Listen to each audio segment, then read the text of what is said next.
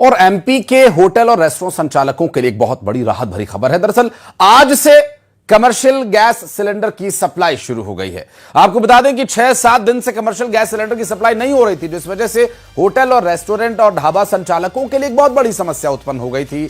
हालांकि अब सप्लाई शुरू करने का फैसला ले लिया गया है, तो कितना समय एलपीजी कमर्शियल सिलेंडर्स को वहां तक पहुंचने में अब लगने वाला है, क्योंकि अभी तक जो कमर्शियल गैस सिलेंडर की सप्लाई रोकी हुई थी, जिसकी वजह से एक गंभीर चुनौती होटल संचालकों और ढाबा संचालकों, रेस्टोरेंट संचालकों को झेलनी पड़ रही थी। वासु हमारे सहयोगी इस वक्त हमारे साथ जुड़ गए हैं। वासु, निर्देश तो जारी हो गए हैं, सिलेंडर कब तक पहुंचेंगे?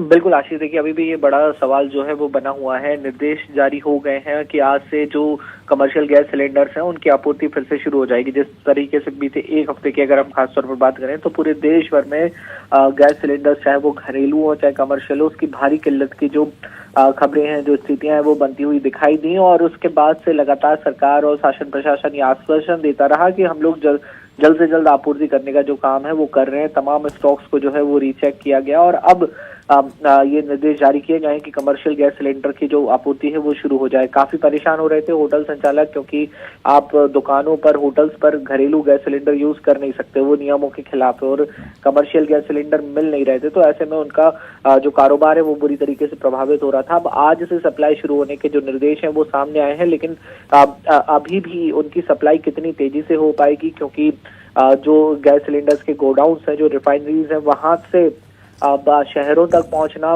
भोपाल, इंदौर, जबलपुर, ग्वालियर बड़े शहर हैं, यहाँ पे आसपास बड़े स्टॉक्स जो हैं वो रहते हैं, लेकिन दूर दराज के ग्रामीण अंचलों तक इन सिलेंडर्स की उपलब्धता कब और कैसे हो पाएगी, ये अभी भी एक चुनौती जो है वो बनी हुई है। और हालांकि उम्मीद जरूर ये लगाई जा रही है कि बहुत तेजी से डिस्ट्रीब्यूशन जो है वो बढ़ाया जाएगा, ताकि जो छोटे कारोबारी हैं, रेस्टोरेंट्स और होटल संचालक हैं, उनके कामकाज जो है वो सुचारू रूप से चलते रहें।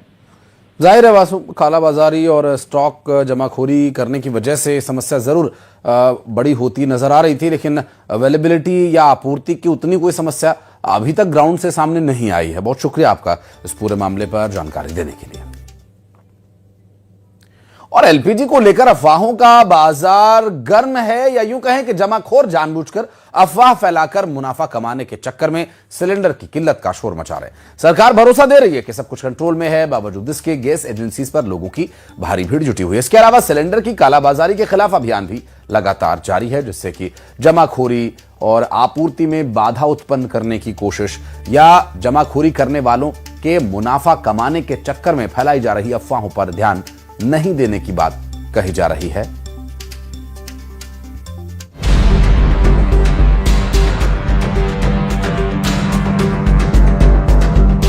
मिडिल ईस्ट में युद्ध के संकट के बावजूद सरकार का दावा है कि देश में गैस और तेल की किल्लत नहीं है, लेकिन अफवाहों के बाजार में सिलेंडर के लिए हाहाकार मचा है। गैस एजेंसी के बाहर लंबी लंबी कतार है। सरकार लोगों से पैनिक नहीं होने की अपील कर रही है और जमाखोरों पर कार्रवाई की बात भी कर रही है। मध्य प्रदेश के खाद्य मंत्री गोविंद सिंह राजपूत भी तेल और गैस का पर्याप्त स्टॉक होने का दम भर रहे हैं, लेकिन साथ ही लोगों को बड़े आयोजन से बचने की सलाह भी दे रहे हैं। इस बात तो कहा है, माननीय मुख्यमंत्री जी ने कहा है कि भ्रामक प्रचार से सावधान रहें, पैनिक ना लाएं। कई लोग ऐसे हैं, कई पार्टी, खासकर कांग्रेस पार्टी, वो अनावश्यक भ्रम फैला रही है कि ये होने वाला है, अब पेट्रोल नहीं मिलेगा, डीजल नहीं मिलेगा, गैस नहीं मिलेगी। ऐसी कोई बात नहीं है। हमने कुछ संस्थाओं के लिए, शैक्षिक संस्थाओं के लिए, चिकित्सा क्षेत्र के लिए इसमें फ्री रखा हुआ है। हम ये भी अपील करते हैं आप सारी प्रेस के माध्यम से कि जब तक युद्ध चल रहा है, संकट की थोड़ी स्थिति है, तब तक बड़े बड़े आयोजन से बचें। 1000 के, 2000 के, 5000 के आयोजन न करें, कम लोगों के आयोजन करें, ताकि गैस कम से कम खर्च हो। मंत्री तो मंत्री, मध्य प्रदेश के अधिकारी भी कुछ कम नहीं है। बड़वानी की कलेक्टर हैं जयती सिंह।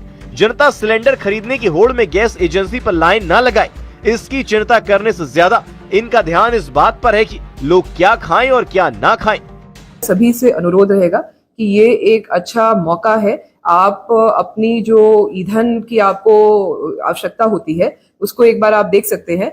हमें भी किस प्रकार से अपने ईंधन की आवश्यकता को कम करना है वो हम विचार कर सकते हैं। अपने मेन्यू में भी कोई परिवर्तन करना है तो हम कर सकते हैं। जैसे जो ज्यादा ईंधन लगते हैं जिन खानों को बनाने में इत्यादि, उससे हम लोग हटकर जहां पे कम ईंधन लग रहे हैं, जैसे रोटी पराठों से शिफ्ट करके हम लोग अन्य मेन्यू के ऊपर भी जा सकते हैं। इस बीच जनता की परेशानी को देखते हुए भोपाल और इंदौर की जिला प्रशासन ने बड़ा फैसला लिया है। अब रविवार को भी गैस एजेंसियां बंद नहीं रहेंगी। कलेक्टरों ने सख्त आदेश जारी किए हैं कि संडे को भी गैस की सप्लाई और होम डिलीवरी सुचारू रूप से चालू रहेगी, ताकि बैकलॉग को जल्द से जल्द खत्म किया जा सके।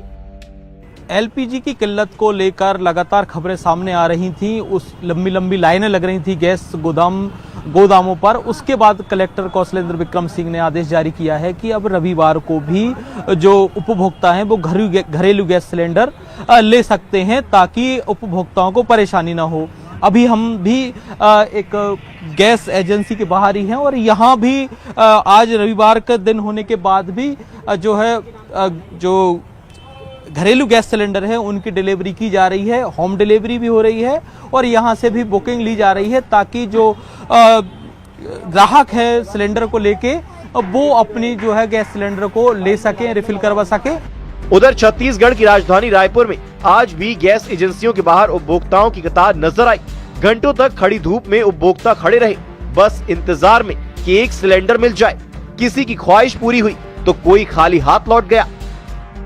एलपीजी संकट को लेकर देश भर में हाहाकार मचा हुआ है। इस वक्त मैं राजधानी रायपुर के दलदल सिवनी इलाके में हूं और आप देख सकते हैं यहाँ की तस्वीरें। यहाँ पर जो सिलेंडर लेने के लिए जो लोग हैं वो जो है सुबह से लाइन लगाए हुए हैं और यहाँ पर जो लाइनें और जो कतारें आप देख रहे हैं सिलेंडर्स के, वो जो है यहाँ घंटों से यहाँ पर लाइन लगाए हुए हैं और कोशिश कर रहे हैं कि उनको जल्दी से जल्दी जो सिलेंडर है वो मिल जाए।